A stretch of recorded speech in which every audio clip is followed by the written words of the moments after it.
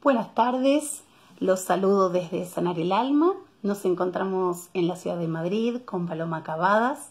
Ella es psicóloga, investigadora, autora de muchos libros. Entre algunos de ellos podemos citar Programa de Evolución Consciente, La Muerte Lúcida y tantos otros.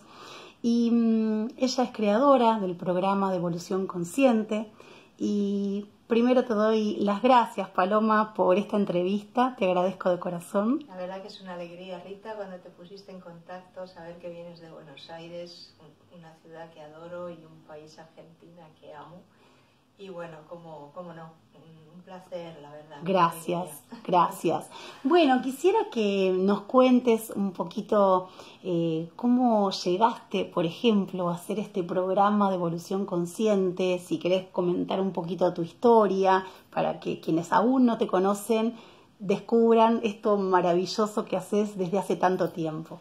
Sí, son más de 20 años, en realidad le estoy dedicando mi vida. Yo lo que estoy haciendo con todo este trabajo es acercar la realidad trascendente del ser humano, de la conciencia humana, la realidad trascendente, acercarla a lo cotidiano, sin ritualismo, sin misticismo, de una manera muy natural y metodológica. Lo que yo he visto es que podemos desarrollar nuestras facultades, podemos desarrollar nuestra sensibilidad, podemos ampliar la posibilidad de efectivamente traer información en directo, ¿sí? Ya sea de nuestra base de datos, que es la conciencia, ya sea de todas las compañías y tantos equipos como hay poblando el universo que nos inspiran, que nos acompañan. Entonces podemos empezar a trabajar en directo con nuestra propia realidad, con nuestra propia esencia y trabajar con todos esos equipos, ¿no? Entonces, en realidad, el programa de evolución consciente es una metodología que te va acercando, te va educando de alguna forma, porque nos tenemos que educar para las cosas, ¿sí? Y sobre todo ayuda a erradicar el sufrimiento de nuestra vida, que es una lacra todavía, que persiste como un referente. Parece que todo tiene que costar mucho, parece que hay que sufrirlo para que me llegue, y no es así.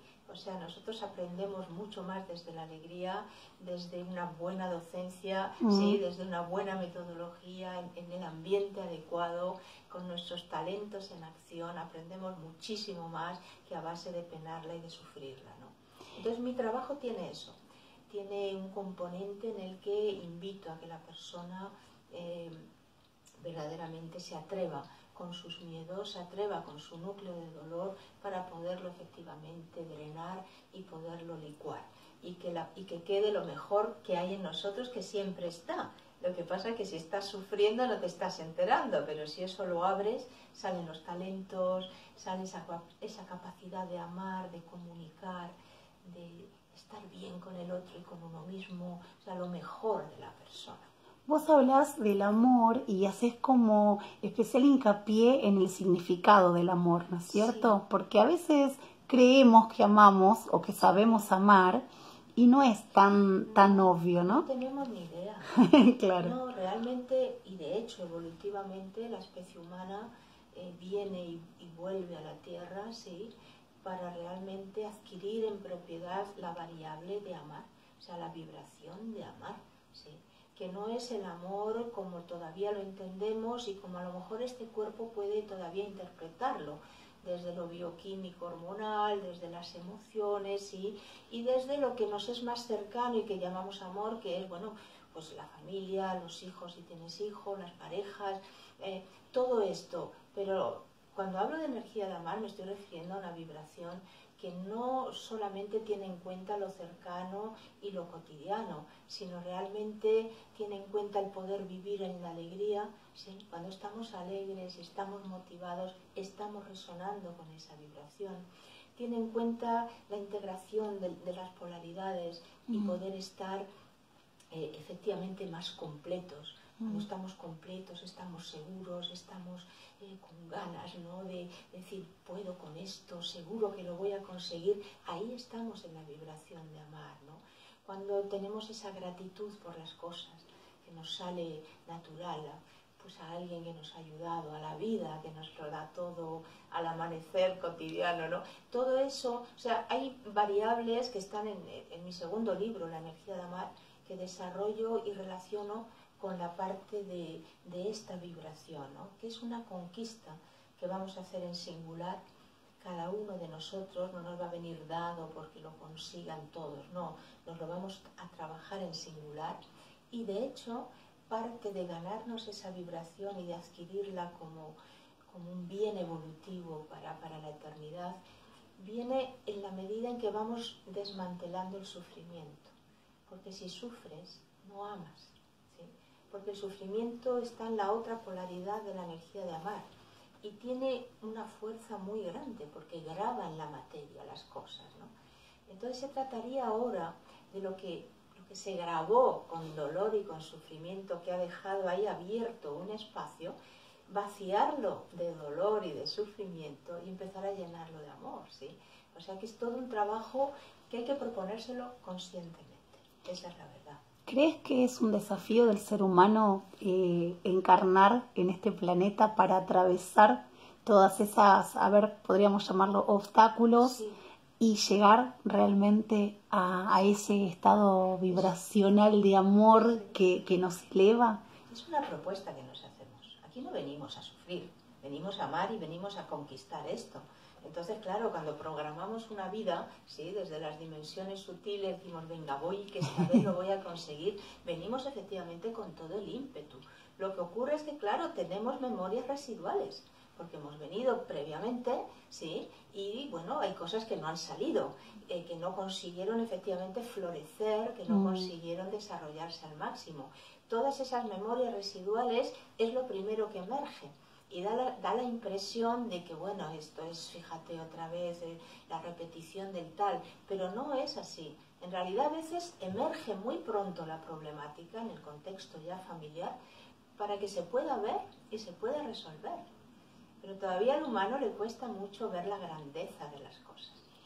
Entonces se engancha, ¿no? Se engancha lo familiar, que es, bueno, pues pasarlo mal, otra vez volver a repetir. Repetir patrones, claro.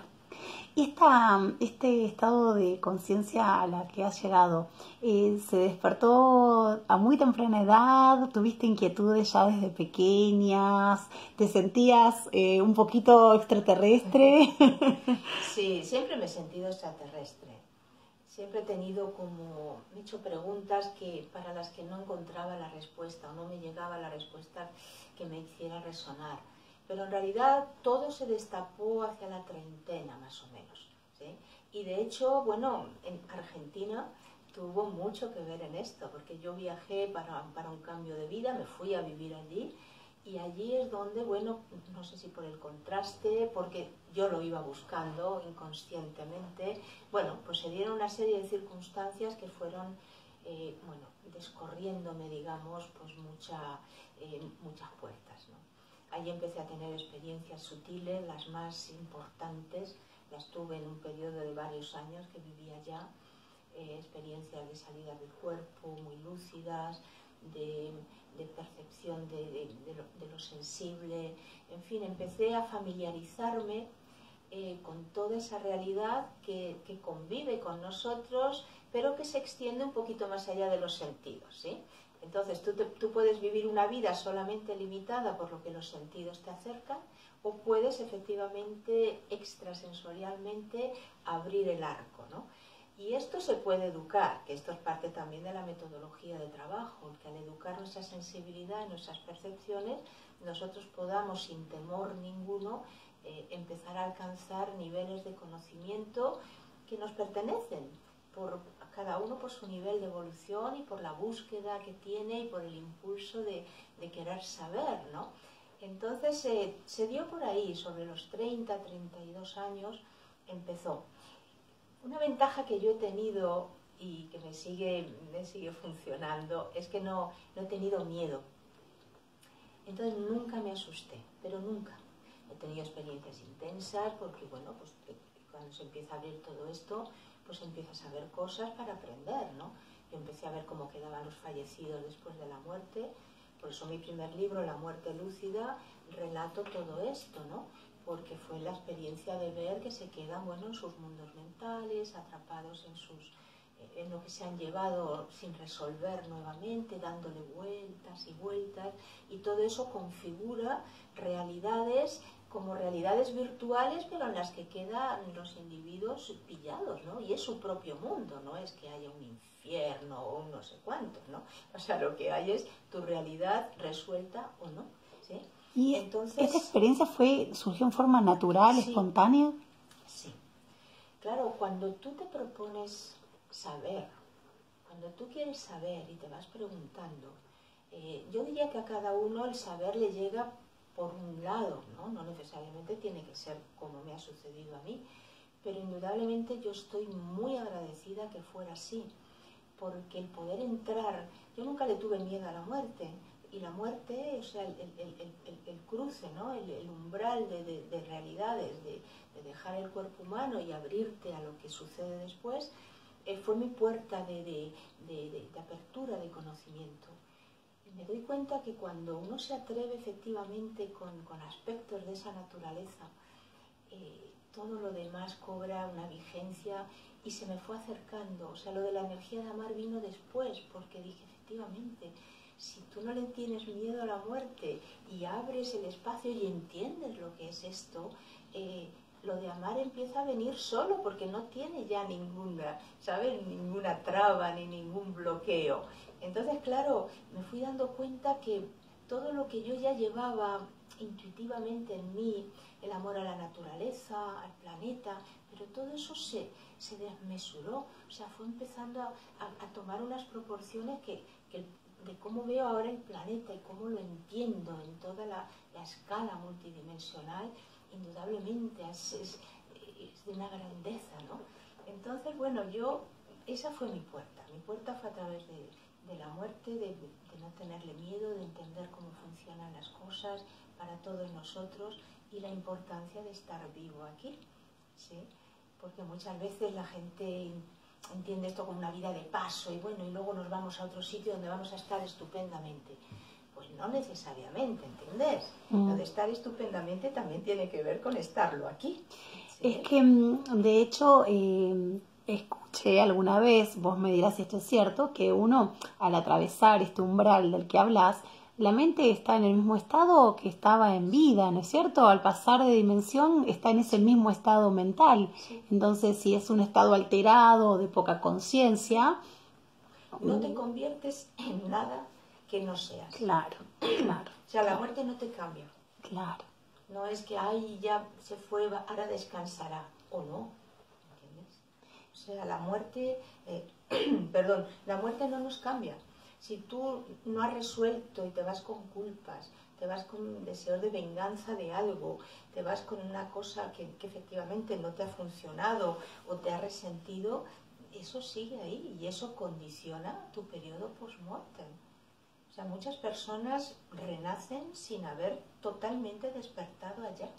Por eso después considerás que a veces desde el momento del nacimiento hay vidas tan difíciles o con tantos obstáculos. Sí, de todas maneras las vidas difíciles tienen que ver también con la carga que uno no ha terminado de drenar anteriormente. Claro. O sea, no hay castigo. Lo que quiero es que también podamos abrirnos a la idea de que no hay ningún juez por ahí administrando la vida de nadie. O sea, que lo que tenemos en nosotros es lo suficientemente poderoso, rico, a todos los niveles y o perjudicial si uno se quiere maltratar, que verdaderamente no necesitamos maltratadores, ¿sí? Yo tuve una experiencia fuera del cuerpo donde vi efectivamente cómo el vínculo de la víctima y el maltratador, que es como una especie de equipo, ¿sí? Como un tándem, cómo se perpetuaba después. Cuando no se resolvía. Sí. Y seguían maltratándose en esa dimensión, en un lugar oscuro, poco luminoso, donde estaban como reiterando pues ese maltrato, ¿no? Digo, claro, vuelves a nacer y aunque nazcas en otro lugar, en otra familia, salpicado y lejos pero se nace ya con la predisposición a volver otra vez a caer o a entrar en dinámicas que están sin resolver. Entonces la vida humana es la gran oportunidad para resolver, no para repetirnos otra vez. Es nuestra elección, ¿verdad? Sí. Es nuestra elección. Y digo, qué importante esta labor que vos estás haciendo desde la educación, a través, bueno, de tu programa de evolución consciente y otros proyectos que están, no sé si sembrándose, germinándose o a punto ya de nacer. Vamos a ver, estamos sembrando todavía. ¿Qué más quisiéramos ya que tener cosecha? Me gustaría que nos cuentes eso porque a modo personal lo considero fundamental. Sí, es que es la base ahora mismo de todo. La educación es la base de todo. Y el considerar que nuestros niños no son niños, sino son conciencias que vienen con tal vez el proyecto de reemplazar ya pues caducos sistemas que ya no son operativos en la vida humana. Bueno, pues son conciencias en cuerpos que tienen que crecer, ¿sí? Porque la forma de venir al planeta es así, en un cuerpo que va creciendo, ¿no? Pero realmente pensar que detrás de esos niños hay individuos, ¿no? Con un compromiso, con una responsabilidad, con una sensibilidad, con una venir a hacer las cosas de una forma distinta y diferente. Ya tener esa visión ya es importante. No pensar que les tenemos que enseñar yo no sé qué cosas que no nos han servido a nosotros y probablemente a ellos tampoco, ¿no? Claro, ¿por qué las repetimos, verdad? Entonces, siempre me han interesado mucho los niños y yo no tengo hijos precisamente, pero ya trabajé antes de mi despertar, digamos, trabajé en el norte de España, tuve una escuela infantil durante 8 o 9 años. O sea, yo ya he trabajado con niños, me gusta esa energía y ese potencial, esa riqueza que hay ahí, ¿no? En esas edades, ¿no? Y ahora, bueno, pues lo que estamos haciendo, gracias también a una profesora española que está en el sur de España en una escuela, estamos, bueno, pues tranquilamente, ¿no? Presentando este trabajo con una recepción por parte de los niños que es una preciosidad, ¿no? Me encantaría que nos cuentes un poquito eso, ¿no? Cómo los niños nos demuestran... Niños se interesan por las cosas que para muchos adultos son como, no sé, como inexistentes, ¿no? O sea, la conciencia, ¿qué es la conciencia? ¿Qué pasa después de la muerte? ¿Por qué te mueres o no te mueres? ¿No? O sea, ellos te hacen unas preguntas que verdaderamente notas que no las tienen de casa. O sea, no es un tema de conversación de su casa. O sea, el hecho de poder empezar a hablar con total naturalidad de que, bueno, que la vida continúa, de que estamos acompañados, de que podemos hacer muchas cosas, de que podemos ser felices, de que podemos recuperar nuestras memorias, en fin, todos estos temas hablados así con tranquilidad y con naturalidad, lo que estoy viendo es que son tremendamente inspiradores. Porque la misma profesora dice, Paloma, que no les estoy aquí, o sea... imponiendo nada. No, es claro. Que ellos lo piden, claro. Es que ellos lo quieren, es que muchos de ellos se han pedido como regalo de Reyes, ahora que han sido las fiestas de Navidad y todo esto, se han pedido el libro de la muerte lúcida, que fue mi primer libro, que es un libro para adultos. Entonces, es increíble, realmente. Sí. Entonces esto es muy esperanzador, como decías. Sí. Es muy esperanzador porque dices, mira, tan desencaminadas no estamos, ¿eh? Ahí está. A veces uno cree, no se puede tal vez por ciertas cosas que uno ve en la realidad desanimarse y estas lucecitas que se encienden. O sea, a mí es como que me acompaña. Evidentemente, bueno, el camino no ha sido fácil para nadie y estar hablando de todas estas cosas hace 20 años o 25, pues tampoco. Pero bueno, tampoco he tenido una contra muy grande, lo tengo que decir, ¿sí? Lo que pasa que, bueno, es lo que es, ¿no? Y hay que tener una paciencia infinita. Y muchas veces como decir, bueno, yo no sé si lo voy a ver en esta vida. ¿Será que lo voy a ver? Bueno, pero algo ya estás empezando, los primeros brotecitos están apareciendo, por eso, que veo la respuesta de estos niños, ¿no? Y digo, ay, no estoy tan sola, al final no estoy tan sola, ¿no? Qué lindo. Sí, es lindo, es lindísimo. ¿Y cómo era Paloma de niña? Bueno, me ha gustado mucho jugar. me ha gustado mucho pensar. Yo me recuerdo pensando, pero con 1 año y pico, ¿sí? Me recuerdo porque me recuerdo las conversaciones que yo tenía en la cabeza. ¿Tan pequeña? Sí, perdón, pero me asombra.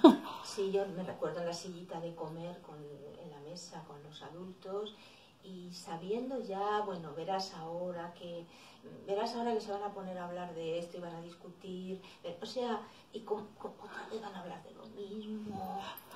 O sea, era como esto, saber quién te iba a poder contestar a algo que ibas a preguntar y saber quién no iba a saber.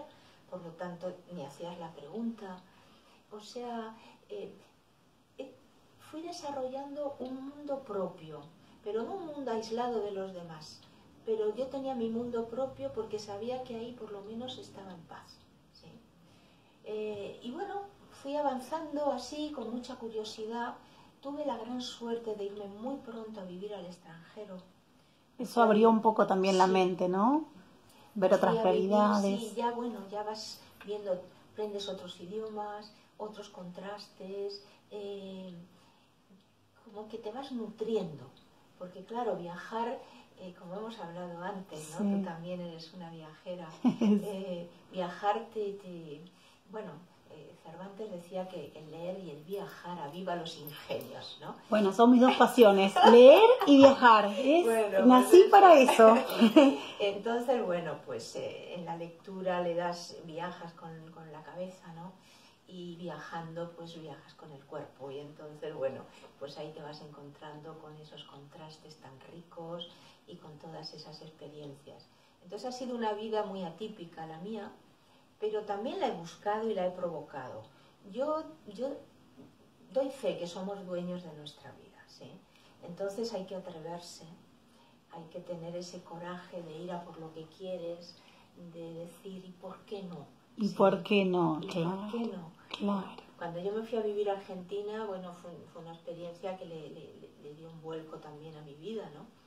Y cuando yo me marchaba allí, ya estaba planeando el viaje, siempre cuento esta anécdota porque nadie me animó. Nadie me dijo, qué bien, Paloma, que te vas a vivir a otro país. No, todo el mundo era, pero ya te das cuenta dónde vas. Y fíjate lo que está pasando, porque fue la época esa de la transición, de la parte esa del dinero, ¿no? Y vino Menem, ¿no? O sea, sí, parte, la convertibilidad, sí. Se paró esa parte, yo llegué ahí, justo había tal, y empezó, y se era tu desafío. Y se aquietó, se aquietó la inflación, ¿no? Y todo aquello. Y bueno, como estaba todo eso en marcha, nadie me dijo, qué guay, qué valiente, qué atrevida, qué bonito, qué oportunidad. No, todo era, ¿ya sabes dónde vas? Digo, ¿cómo no voy a saber dónde voy? Ya tengo el billete. No, de verdad, es como... Pero no por el país, sino la situación que se estaba viviendo. Pero vamos, lo cuento como decir, vamos a atrevernos, porque muchas veces no vamos a contar con el apoyo, porque la gente tiene más miedo que tú. Claro.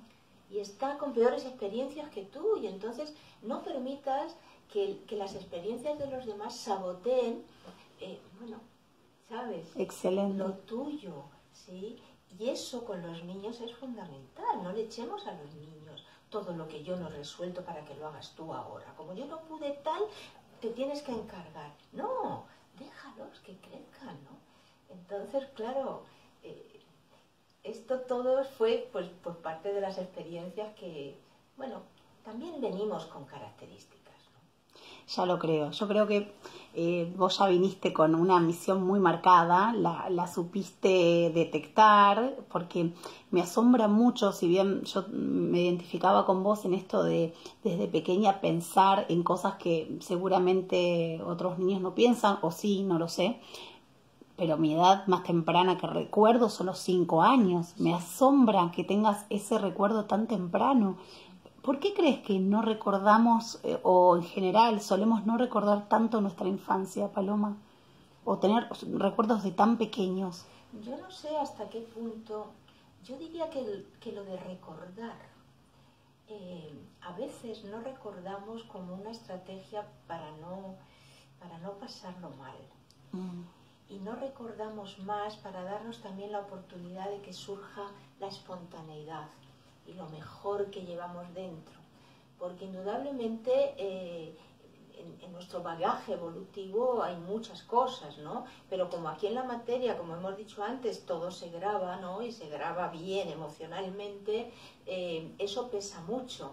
Entonces, yo creo que no recordamos de pequeños cosas de antes, de otras vidas o de otros momentos, tal vez para darnos la oportunidad de que, bueno, de que emerja lo mejor y sea capaz de ver lo que está ahí delante de los ojos, ¿sí?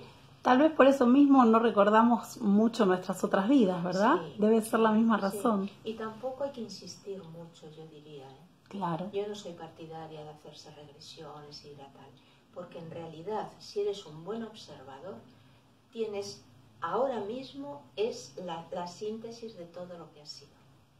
Entonces, si ahora mismo eres una buena persona, eres una persona positiva, eres creativa,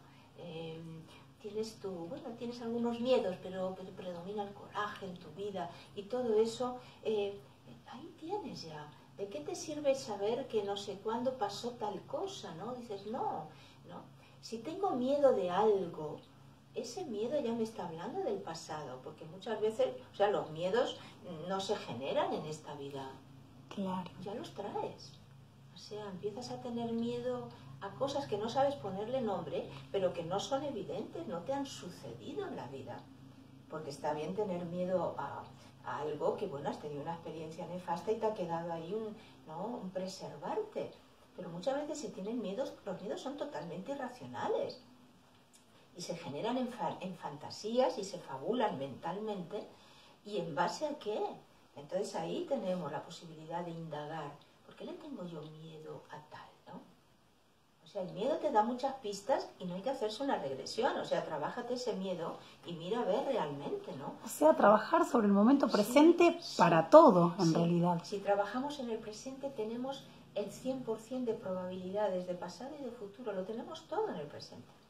Pero el presente es lo que las personas no lo habitan, no habitan en el presente. O están atascadas en una cosa del pasado, o ya están con una ansiedad hacia adelante a ver qué va a pasar. Y mientras tanto, tic-tac, tic-tac, el reloj va contando y es tiempo que no he vivido. Claro, es que nunca estamos donde somos. Sí, es así, es así. No estamos ni siquiera en este cuerpo. Ni siquiera, estamos en la cabeza. Claro, si no tenemos conciencia de lo que nos pasa corporalmente, ¿es cierto? No, se vive de cabeza, está todo en la cabeza. Entonces por eso también llega un momento que hay una saturación y ya la cabeza se da la vuelta, sin entrar en enfermedades mentales ni en trastornos gordos, no, simplemente, o sea, la cabeza ya se pasa de revoluciones y ya es incapaz de focalizar en algo importante, de concentrar en algo a lo que le voy a sacar provecho, de mantener una atención sostenida, ¿no? O una memoria de las cosas que importan. O sea, se vive en un aturdimiento mental y mientras tanto el cuerpo, si pudiéramos hacer un dibujito animado, sería la cabeza va por ahí y el cuerpo va por detrás, así.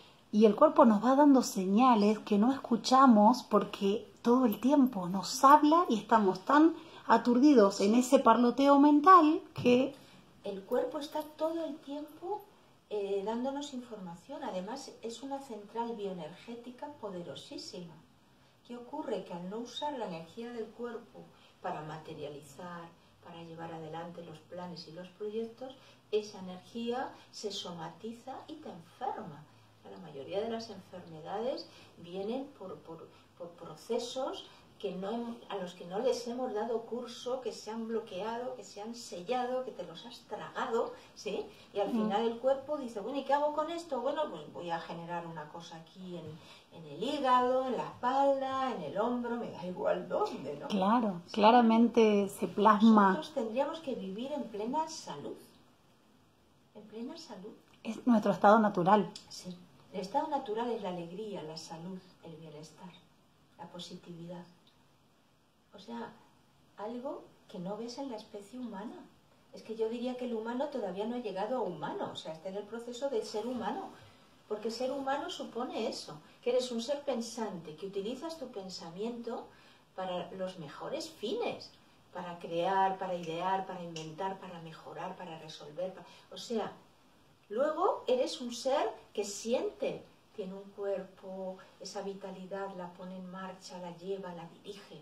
Nosotros podríamos dirigir la energía que el cuerpo produce por sí mismo, porque es un sistema autónomo que produce, ¿no?, su propia energía. Podríamos